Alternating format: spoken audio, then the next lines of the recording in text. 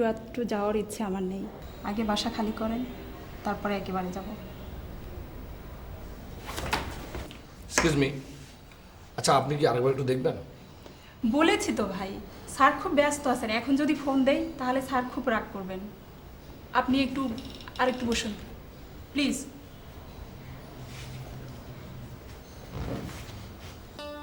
Negotiation negotiation হচ্ছে অন্যজনের সাথে সমঝোতা করতে হলে তার কথাটা আগে ধৈর্য সহকারে মন দিয়ে শুনতে হবে। মানে অন্যজনের সাথে সমঝোতা করতে হলে তার কথাটা আগে ধৈর্য সহকারে মন দিয়ে শুনতে হবে, এরপর বিনয়ের সাথে নিজের কথাটা বলতে হবে। বিনয় দিয়ে যে কথাটা মানতে পারছি না সেটা বুঝিয়ে বলতে হবে। হ্যাঁ, তাহলেই সব হবে। যত সব পণ্ডিত পণ্ডিত কথা। আচ্ছা, আমার বইয়ের উপরে এই বিদ্যাটা আজকে ট্রাই করে দেখবো। সালমা, আই তোর খালুকে গিয়ে বলতো আমার জন্য এক ডিব্বা জর্দা কিনে আনতে। ইস, উনি খাবেন পান আর আমার কিনতে হবে জর্দা। কোত্থেকে যে সমস্ত বদ অভ্যাস শিখছে, এই সমস্ত পান জর্দা খেয়ে মাসে কমসে কম 500 টাকা খরচ। এই 500 টাকা দিয়ে 2 মাসে ডিশের বিল দেওয়া যায়। আচ্ছা দেখি তো সমঝোতার মাধ্যমে এই বদ অভ্যাসটা দূর করা যায় কিনা। তুমি বাইরে গিয়ে আমার জন্য এক ডিব্বা জর্দা কিনে আনো তো, আমার জর্দা শেষ হয়ে গেছে। আর কিছু লাগবে? ধরো পান। না, আছে। আচ্ছা, ওই যে সুপারি, তারপরে চুন, এগুলো। ইয়ার কি মারো না, ইয়ার কি মারো, যা বলছি তাই করো। যাও চট করে গিয়ে আমার জন্য এক ডিব্বা জর্দা কিনে আনো। না না না, বসো বসো, আছে আছে, বসো বসো, এখানে বসো বসো। তোমাকে একটা কথা বলি। হ্যাঁ, মানে বিষয়টা হচ্ছে কি, ধরো যে এই যে জর্দা এটা কিন্তু স্বাস্থ্যের জন্য খুবই ক্ষতিকর। ধরো যে পান সুপারি এটা খেলে অবশ্য তেমন কোনো ক্ষতি নাই, মুখটা একটু দাঁতটা একটু লাল হয়। আচ্ছা, সেটা না হলে গেল, কিন্তু এই যে জর্দাটা কিন্তু খুবই ক্ষতিকর। এবং জর্দার মধ্যে যে নিকোটিন আছে সেটা কিন্তু স্টমাকে গিয়ে খুব ক্ষতি করে। ধরো সিগারেট আর জর্দা এর মধ্যে কোনো পার্থক্য নেই। মানে ওইটা পুড়িয়ে ধোয়াটা খায় আর এটা সরাসরি স্টমাকে যায়, এটা কিন্তু আরও বেশি ক্ষতি করে। আর এছাড়া ধরো যে পান সুপারি জর্দা এগুলোর পেছনে যে টাকাটা খরচ হয় সেটা দিয়ে কিন্তু ইচ্ছে করলে 2 মাসের ডিশের বিল দেওয়া যায়। তাহলে ডিশের লাইনটা কেটে দাও আর আমার জন্য 2টা সিগারেট নিয়ে আসো। দিনে 2টা করে খাবো, তাহলে খরচ কিছুটা কম হবে। কি হলো, যাও। না মানে আমি আসলে বিষয়টা এভাবে, সারাদিন কাজ নাই কাম নাই, ঘরের মধ্যে বসে বসে শুধু পেপার পড়া আর ডিশের মধ্যে ওই চিকনা চিকনা কোমর দেখে বেড়াও না। আস্তাগফিরুল্লাহ। আর সেই ডিশের বিল দেওয়ার জন্য আমার পান খাওয়া ছাড়ানোর মতলব না। না না, দেখো হিন্দি সিনেমা তো তুমি দেখো, আমি তো দেখি শুধু নিউজটা।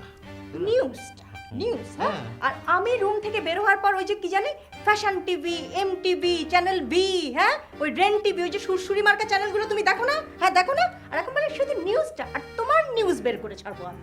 দেখো, যাও যাও এক করে একটা জর্দা কিনে আনো। আচ্ছা ঠিক আছে, উত্তেজনা বিষয় কিছু আছে।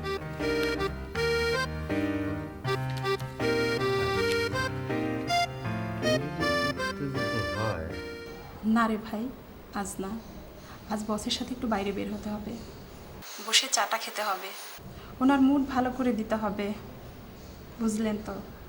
বস এভাবে তোমাকে আর কতদিন জ্বালাবে? তার তো ফ্যামিলি আছে নাকি? ফ্যামিলি তো আপনারও আছে। কি কথাটা খুব কড়া হয়ে গেল তাই না? আমার ঘরে 2টো বাচ্চা আছে, এই জন্য সিদ্ধান্ত নিতে পারছি না। তা না হলে এই যে ম্যাডাম, এই যে আপনি আপনার বসকে একটু খবরটা দেবেন। যদি না দেন তাহলে আপনার বসকে বলবো যে আপনি ওই লোকটার সাথে পরকীয় প্রেম করছেন।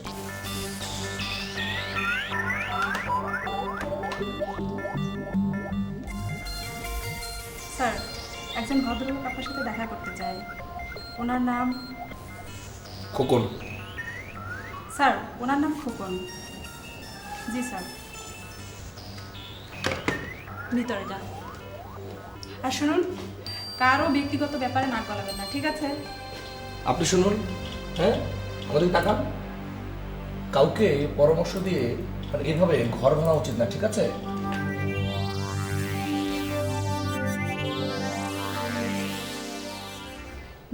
হয়ে গেছে নেহাল ভাই।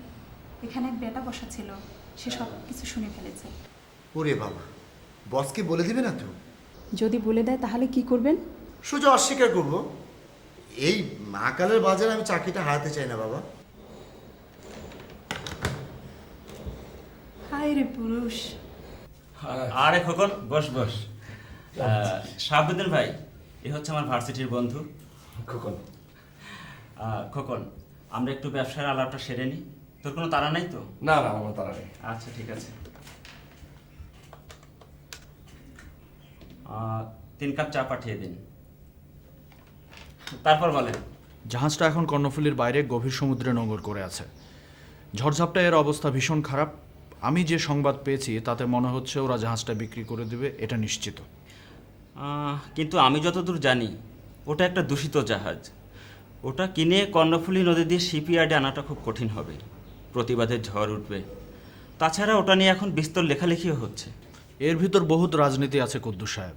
আপনি তো জানেন এই সাগরের হাঙ্গরগুলোর চেয়ে এই নদীর মোহনায় ডাঙায় বাস করা হাঙ্গরগুলোর দাঁত অনেক ধারালো। ঠিক জায়গায় মাল ফেলতে পারলে এদের ছুচালো মুখগুলো বন্ধ থাকে, তা নইলে। এতদিন ধরে বিষয়টা নিয়ে পত্রপত্রিকায় লেখালেখি হচ্ছে। সরকারি কর্মকর্তা, কাস্টমস এদের মুখ না হয় পয়সা দিয়ে বন্ধ করলেন। হ্যাঁ, কিন্তু সাংবাদিক আর শ্রমিক ইউনিয়নদের থামাবেন কি করে? আপনি বস এই লাইনে নতুন, এই জন্য অনেক কিছু এদের সম্পর্কে জানেন না। আমি এই লাইনে আছি 22 বছর ধরে। সাংবাদিক বলেন আর এই ট্রেড ইউনিয়ন বলেন, সবাইকে আমার চেনা হয়ে গেছে। এদের মধ্যে সিন্ডিকেট আছে, শুধু খেয়াল রাখতে হবে সবাই যার যার ভাগটা ঠিক মতো পেল কিনা। আশ্চর্য, এখন এইরকমও হয়? এখন দেশের অবস্থাটাই আসলে সেরকম। কিছু মনে করবেন না, আপনি তো জানেন এসব অন্যায়, তারপরেও এ ধরনের কাজকে আপনারা প্রশ্রয় দেন কেন? ব্যবসায়ীর আসলে ন্যায় অন্যায় বলে কিছু নাই। ব্যবসায়ী বোঝে তার ব্যবসা এবং স্বার্থ। যে ব্যবসায় তার লাভ আছে সেটা পাওয়ার জন্য যা দরকার সে সব কিছুই করবে। পৃথিবীর সব ইতিহাস ঘেটে দেখেন, সব ব্যবসায়ীরাই যুগে যুগে এই একই কাজ করেছে। তবে এর একটা লিমিট থাকা দরকার। আফসোস হয়, তার চেয়ে যে অবতার যে ফুলে খুশি তাকে সেটি দিয়ে ব্যবসা করা অনেক সহজ। তার জন্য অবশ্য একটা জিনিসই গিলে খেতে হয়। কি সেটা? নৈতিকতা। আপনি নীতিবান মানুষ। বাংলাদেশের এই পরিস্থিতিতে আপনি দয়া করে ব্যবসায় আসবেন না। ব্যবসার এই পথটা আপনার জন্য এখন আর মসৃণ না। কিন্তু তা তো আমি দেখেছি, কিন্তু আমি আবার লাস্ট ট্রাই করতে চাই। তাহলে এক কাজ কর, ওই জাহাজটি তুই কিনে ফেল, তারপর দেখি তুই ওটাকে কিভাবে শিপইয়ার্ডে আনিস। আদার ব্যাপারীকে জাহাজের খবর দিয়ে কী লাভ? তাছাড়া আমার যদি অনেক টাকাও থাকতো তারপরেও আমি ওই দূষিত জাহাজটা কিনতাম না। কারণ আমি আর যাই করি, আমার বিবেক আর নীতিকে কখনো বিসর্জন দেব না। দেখুন, আমি এখনও বিশ্বাস করি বাংলাদেশে যদি এখনও কেউ চেষ্টা করে তাহলে সৎ এবং নীতিবান থেকেও ভালোভাবে আয় রোজগার করতে পারে। আর সেটা প্রত্যেকের ব্যক্তিগতভাবেই করা উচিত বলে আমি মনে করি। কিরে, চ্যালেঞ্জ করে ফেললি মনে হয়? চ্যালেঞ্জের কি আছে? আরে সবাই দুর্নীতি করছে বলেই তো আমাদের দেশ এই বিশ্বের দ্বারে দুর্নীতিতে 1 নম্বরে আছে। আজ আমরা এমন পর্যায়ে পৌঁছে গেছি, বাইরের দুর্নীতি তো বটেই, ঘরের মধ্যেও আমরা কিন্তু সবাই দুর্নীতি করছি। লেকচার থামা। ভেবেছিলাম তোকে ডেকে এনে আমার শিপইয়ার্ডের ব্যবসাটাই দেখাশোনা করতে দেব, কিন্তু না, এখন দেখছি সেটি আর সম্ভব হবে না। ব্যবসা দেখতে দেওয়া মানে তো সেই চাকরি করা, তাই না? কিন্তু আমি তো তোকে বলেছি যে আমি কখনো চাকরি করব না, বলিনি? দোস্ত, অস্তাল উঠি। আরে বস বস, কোথায় যাচ্ছিস? আমার মা যে তোকে খুব পছন্দ করেন সেটি নিশ্চয়ই তুই জানিস। আজ সকালে তুই যখন বাসা গিয়েছিলি আমি তখন তোকে সময় দিতে পারিনি বটে, কিন্তু তুই কেন গিয়েছিলি সেটি কিন্তু মা টের পেয়েছেন। একটু আগে মা আমাকে ফোন করেছিলেন, বন্ধুত্বের খাতিরে নয়। মায়ের আদেশে আমি তোকে ব্যবসা করার রসদ ধার দেব। এবার চটপট বলে ফেল, তোর কত চাই? টাকা না হয় দিলি, কিন্তু ব্যবসা যদি ফেল মারি তাহলে কি হবে? খোকন, টাকাটা যদি আমার হতো আমি তোকে মাটির নিচ থেকে খুঁজে এনে হলেও টাকাটা আদায় করে ছাড়তাম, কিন্তু তোকে টাকা দিচ্ছে মা। সুতরাং লাভ লস যাই হোক তার সাথে আমার কোনো সম্পর্ক নেই। তুই তোর খালা আমার টাকা ফেরত দিবি না মেরে দিবি সেটি তোর ব্যাপার। এখন আমি তোকে চেক দিয়ে দিচ্ছি, 1 মিনিট।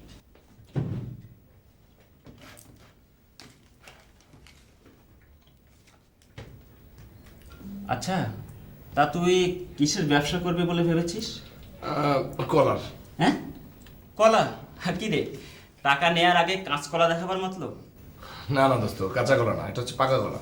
আচ্ছা, আমি উত্তরবঙ্গের যেসব জায়গায় ভালো ভালো কলার জায়গা আছে সেখান থেকে কলা কিনবো, সেই কলা ঢাকায় ট্রাক ভরে এনে পাইকারি দরে বিক্রি করবো, এটা হলো ব্যবসা। শোন, আমার কিন্তু তোর ভবিষ্যৎ নিয়ে সন্দেহ হচ্ছে। এক কাজ করি, আজকে বরং এটা থাক। ও ঠিক আছে, তুই বোধহয় আমার ব্যাপারটা পজিটিভলি নিস নি। হ্যাঁ। ওকে ঠিক আছে, নিলাম না তোর চেক। আরে তুই ব্যাপারটা এভাবে নিচ্ছিস কেন? দেখুন তো শাহাবুদ্দিন সাহেব, শোন, আমি তোকে চেক দিয়ে দিচ্ছি।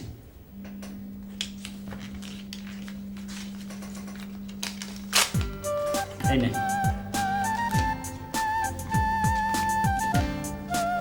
ঠিক আছে, থ্যাংক ইউ। আসি ভাই।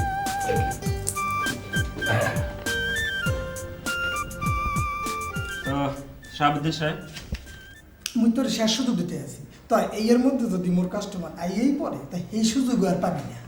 কেন? আমি তোমার কাস্টমার না? ইসিরে মোর মাগনা কাস্টমার রে, তোর মতো আমার মাগনা কাস্টমার মোর লাগবে না। শুনো সগির ভাই, এই হিসাবটা একটু উল্টা হয়ে গেল না? আমি তোমার কাস্টমার না, তুমি আমার কাস্টমার। আমার লগে পিড়িতে কথা করার জন্য সারা দিন তুমি আমার পছাইয়া বইয়ে থাকো, এইটা কি আমি বুঝি না? এই ভেজালটা তো হেনি বাজাই থইছ, মুই তোমার আশায় পথের পানে চাইয়া থাই আর তুমি ফিল্ডিং মারো আরেকজনের লগে। এই সত্য করে কদেই তুই কারে বিয়ে করবি, হ্যারে না মোরে? তোমারই করুম। শুনো, হের আগে হের কাজটা ভাও করে ওই সেটটা লই লইতে হইব না? শুনো, হে আমার সিম দিছে, সেট দিল না, এটা একটা ফাজলামি না? আজকে তারে আমি কমু, যদি তুমি আমার সেট না দাও তাইলে বললাম আমি আমার সগির ভাইরে আই লাভ ইউ, বুঝছো? আর আমার সেট নাই দেখা তোমার কাছে আসি, আর তুমি কথায় কথায় আমার খালি খুঁড়া মারো। আমার সেট থাকলে কি এটা শুনতে হতো কও? আবি না মানি এই পার তুই 100 বাড়াবি, যখন বাড়িতে কাম ফাঁকি মেরে পালাই যেতে পারবি তখনই আমার কাছে চলে যাবি। আমি তোরে কত মহব্বত করি রে, কুটু কুটু কুটু কুটু সোনা, আমার সোনা, আই লাভ ইউ। সত্যি তুমি আমার আই লাভ ইউ? হ সত্যি সত্যি, এটা আবার কম লাগে। সকির ভাই, আইজার তাইলে এই আমার সিমটা কথা কমো না, তোমার সিমটা লাগাই কথা কমো। আজ তার আমি কইয়া দেবো, যদি তুমি আমার সেটটা না দাও তাইলে কিন্তু আই লাভ ইউ, তোমার আর ফোন করব না। আজকে থাইকা আমার সগির ভাই আমার আই লাভ ইউ, ঠিক আছে? সত্যি কবি?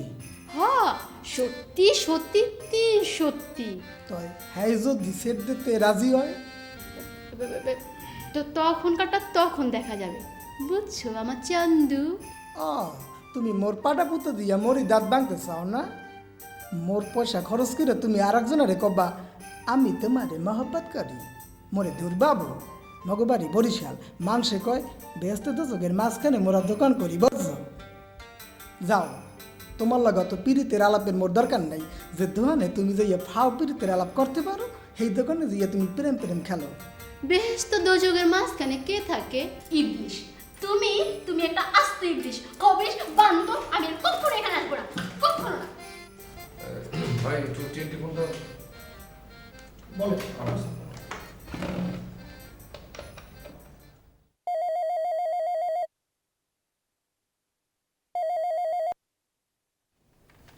হ্যালো, কে রিতা? দেখো, আমি তোমার আপুর মোবাইলে ফোন দিয়েছিলাম, কিন্তু ও তো ফোনটা বন্ধ করে রেখেছে। তোমার আপুকে একটু ডেকে দেবে? আপু আপনার ফোন ধরবে কেন খোকন ভাই? আপনি কি আপুকে পাত্তা টাত্তা দেন? দেখো রিতা, তোমার আপু না মিথ্যাই আমার উপর রাগ করে বসে আছে। আপনাদের এই অভিমানের বিষয়টা না আমি বুঝি না। মাসে 3-4 বার আপনারা দেখা করেন এবং প্রত্যেকবার আপু মেজাজ খারাপ করে বাসায় আসে। I am really sorry. আসলে হয়েছে কি, তোমার আপু না হঠাৎ হঠাৎ সিরিয়াস হয়ে ওঠে। আমি কি করবো বলো? সিরিয়াস হওয়ার মতো ঘটনা ঘটে বলেই তো সিরিয়াস হয়। আপুর বিয়ে প্রপোজাল এসছে, শুনেছেন নিশ্চয়ই? হ্যাঁ শুনেছি, সেজন্যই তো আসলে কথাটা বলা দরকার। তুমি একটু ওকে লিখে দাও না প্লিজ। ও এখন আসবে না, আপনি এক কাজ করুন, আব্বা এখন বাসায় নেই, আসতে 2-1 ঘন্টা টাইম লাগবে, আপনি তাড়াতাড়ি আমাদের বাসায় চলে আসেন। তোমাদের বাসায়? মানে আসবো? এ বাসার জামাই হতে হলে আজকে আসতেই হবে আপনাকে। আচ্ছা ঠিক আছে, আমি আসছি, কিন্তু দেখো যদি কোনো উল্টাপাল্টা হয় না সেটা কিন্তু সামলাতে হবে তোমাকে।